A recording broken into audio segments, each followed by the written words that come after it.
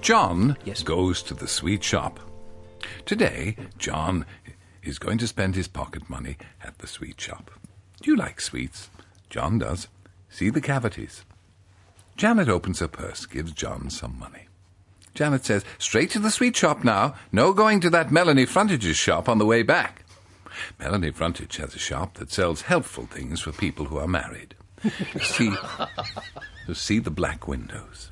John skips down the road to the sweet shop and opens the door. Ding-a-ling goes the bell. "Hello, John," says Mrs. Geddes. "Will you be wanting some rhubarb and custard and a sherbet fountain as well?" "Yes, please," says John. I was going to ask... What? Just for once. It's just a bit of characterisation, all right? It's not. It's a downright fib. Sherbet fountains are John's favourite. Here the coughing fits. "Do you have my magazine in this week?" says John. Mrs. Geddes says, "I think so. Have a look on the shelf." See John looking at the magazines.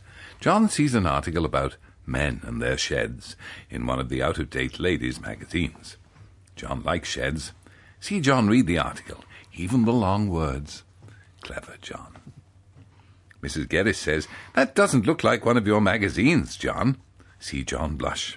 "I've seen you buying some of the magazines in Melanie Frontage's shop." Paint John's face red. John quickly picks up his copy of Organ News, the sweets, and pays Mrs. Geddes. See John hop and skip back down the road with his mouth full of sweets. When John gets home, Janet is putting some washing on the line. "Hello, John," says Janet. "Did you get your sweets and magazines?" "Yes," says John.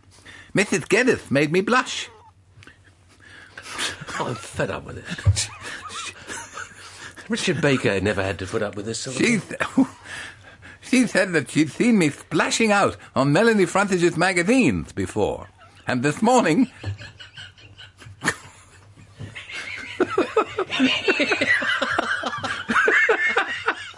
caught me with my nose in an old woman's realm at the back of her shop.